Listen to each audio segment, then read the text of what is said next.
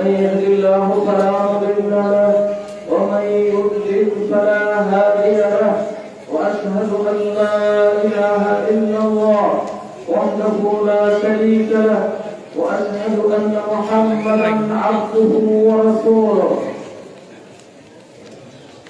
أما بعد فإن خير الحديث كتاب الله وخير الهدي هدي محمد صلى الله عليه وسلم وشر الأمور محدثاتها وكل محدثة بدعة وكل بدعة ضلالة وكل ضلالة في النار.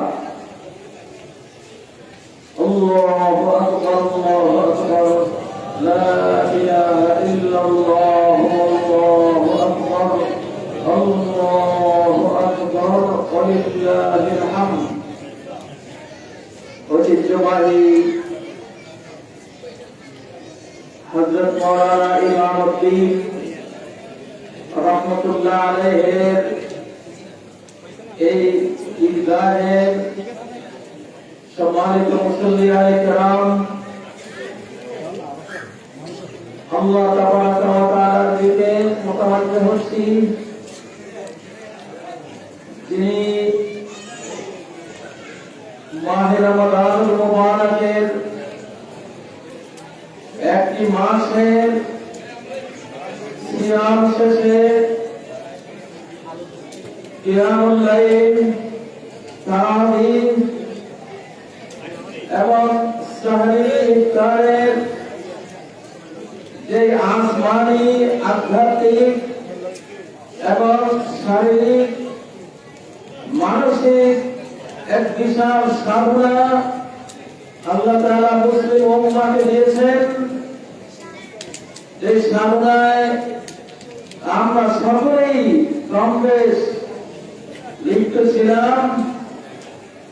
আজকে রব্বুল আলামিনের কাছে আমাদের ধর্ণা, তার রাজ দরবারে আমাদের উপস্থিতি, একটি মাসে সেই শ্রমের, সেই আমলে, সেই ইবাদতে পুরস্কার আমরা দেব আল্লাহ তাবারাক ওয়া তাআলার কাছে। সম্মানিত মুসল্লিয়ানে কেরাম, দীর্ঘদিন অপরিহার্য কারণে আপনাদের সামনে উপস্থিত হতে পারি।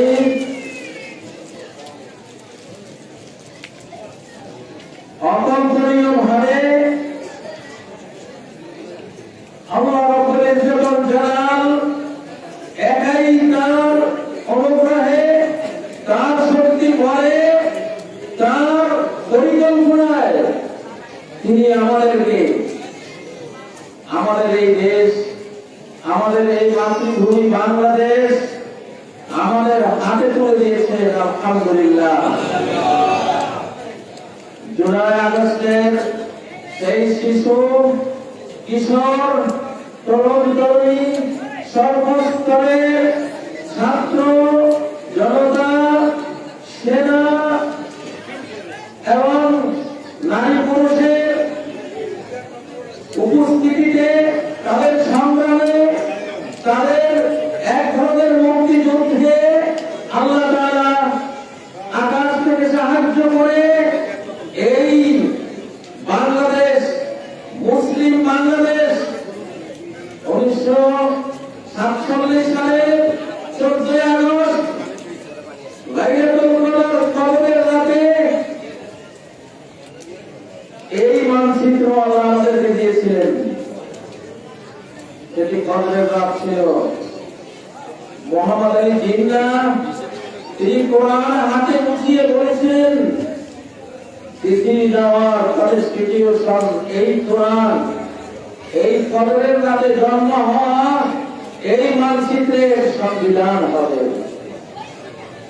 কিন্তু আপনারা আমরা সবাই জানি মোহাম্মদ আলী জিন্নাহ এবং তারপরে আইয়ুব খান, ইয়াহিয়া খান, তারপরে যারা বাংলাদেশে শাসক হয়েছেন, সর্বশেষ যিনি বিদায় হয়েছেন, তার সময় পর্যন্ত এই ওয়াদা কেউ পালন করেনি।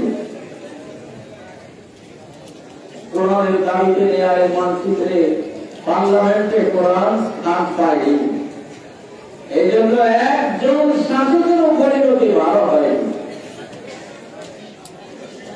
এটা বলার কোন কায়দা নেই যে শাহজালাল, শাহপরান, খান জাহানারিয়া এই দেশ শাসন করেছে, আজও রহমতুল্লাহ আলাইহি বলে দেওয়া করি।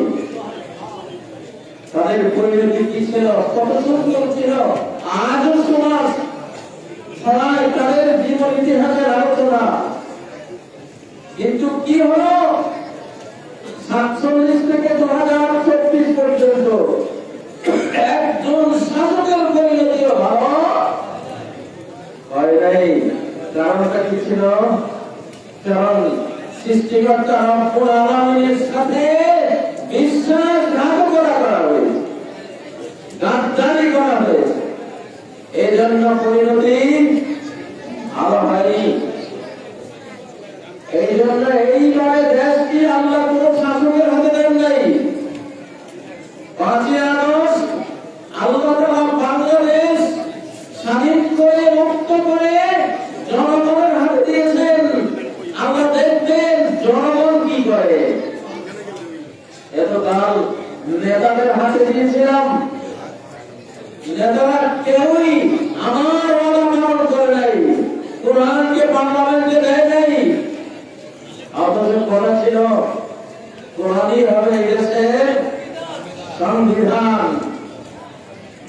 শাসকদেরকে সরিয়ে আপনাদের হাতে এখন বাংলাদেশ। ডক্টর ইউনূস সাহেব তো সেটাই বলেন, আমাদের ছাত্র জনতা এই ক্ষমতায় নিয়ে এসেছে, আল্লাহ নিয়ে এসেছেন, ছাত্র জনতা উশিলা হয়েছে। এইবার আপনারা আমরা,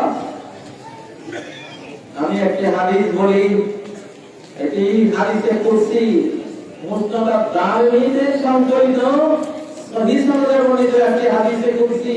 আবুতুল ইলম ফি আখিরিজ জামান, শেষ জামানায় আমি জ্ঞান সর্বত্র ছড়িয়ে দেব।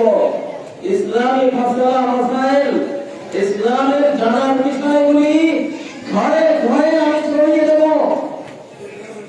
আজকে একটা মাসআলা জানতে চাইলে মোবাইলে লিখে সার্চ দিলে শত সহস্র আলেমের বক্তব্য, ফতোয়া, অভিমত, কোন কিতাবের কোন পৃষ্ঠায় কোরআনের কত নম্বর আয়াতে কোন সংকলিত গ্রন্থের হাদিস কত নম্বর হাদিসে এই মামলাটি আছে, সব আজকে আপনাদের হাতে।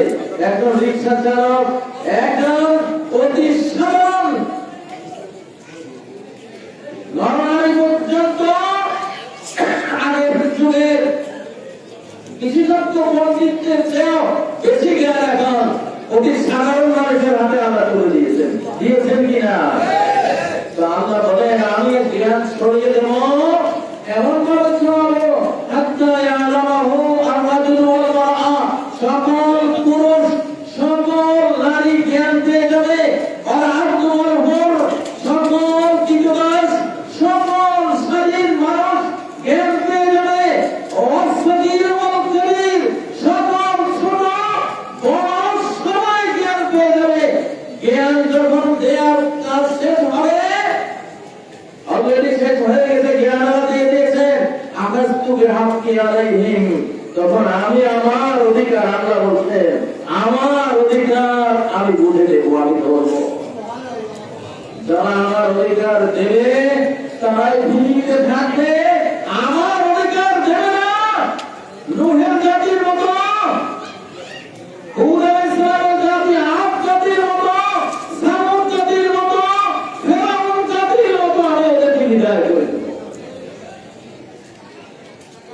এইবার বাংলাদেশের ইতিহাসে 47 থেকে 2024 এই দীর্ঘ সময় পরিক্রমায় এমন স্বাধীনতা আমরা পাই নাই, এমন বিপদেও আমরা পড়ি নাই। আপনারা কি আল্লাহর অধিকার দেবেন? কারা কারা দেবেন? আল্লাহুম্মা আমিন। আল্লাহ আমি ওয়াদা দিলাম তারা আপনার কোরআনকে সমর্থন দেবে, ঠিক নাকি? একটা মুনাফিক, একটা গাদ্দার বাংলাদেশে যাতে না থাকে যে কোরআনের বক্স ছাড়া মোদী নির্বাচন আছে, কোরআনের বক্সের বাইরে একটা মির্জাফর গাদ্দার যাতে তার ভোটটা দিয়ে এই দেশের পায়ে জনগণের পায়ে কুঠারাঘাত করতে না পারে, আমাদের আপনাদেরকে অতন্ত্র কবরের ভূমিকা রাখতে হবে। প্রিয় ভাইরা, এটি কোনো হেয়ারি কথা নয়। এইবার যদি আমরা ভুল করি, এখন যদি নিয়ম ঠিক না করি, যদি নিয়ম ঠিক করেন যে হ্যাঁ আল্লাহ এইভাবে আমার সমর্থন, আমার সামাতুল ফুয়াদ, আমার হৃদয় অনুযায়ী সমর্থন এবার তোমায় দিলাম, যদি দিয়ে দেন, আজকে যদি দিয়ে দেন, বাংলাদেশের উপরে যে আজাদের তলোয়ার চলতেছে আল্লাহ হয়তো তুলে নেবেন, আল্লাহ হয়তো তুলে নেবেন।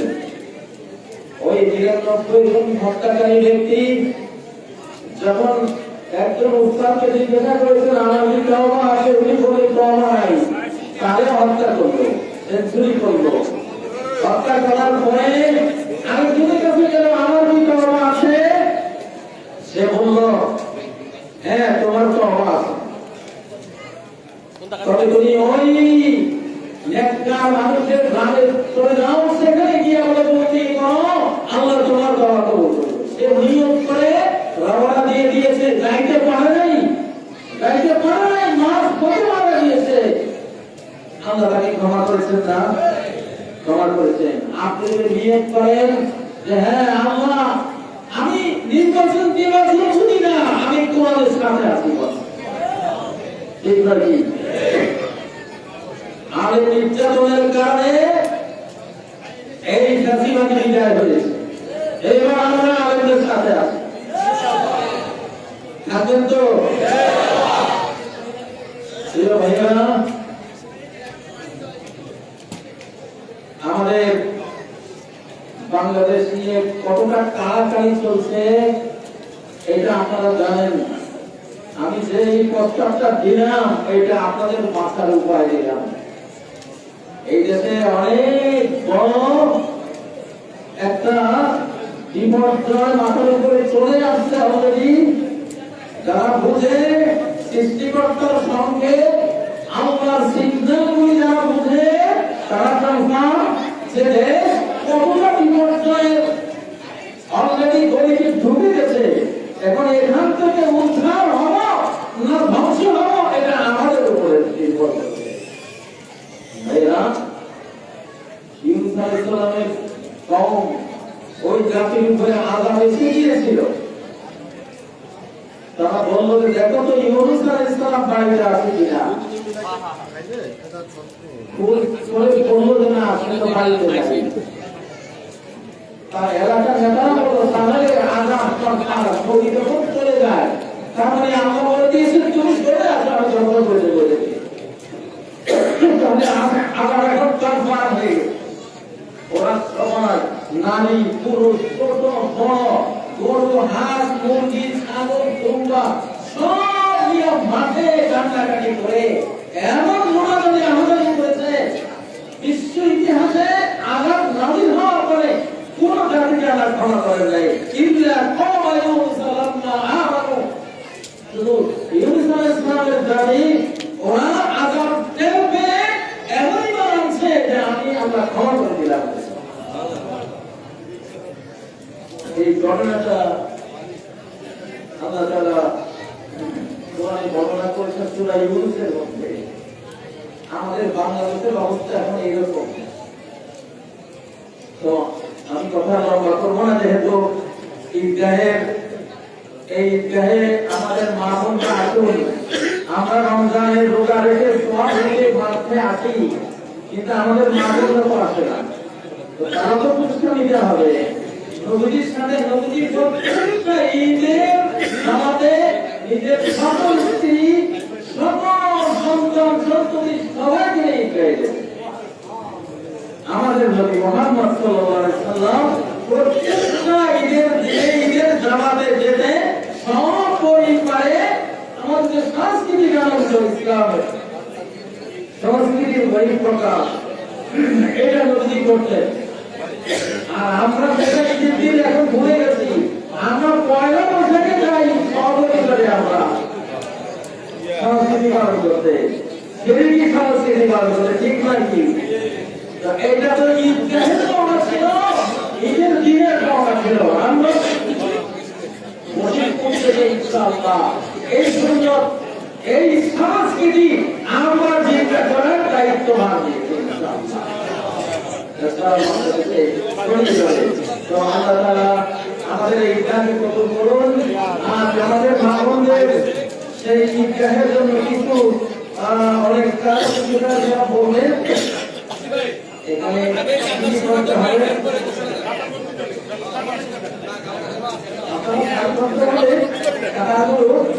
ঠিকঠাক করে বসে পড়ো, যাতে করে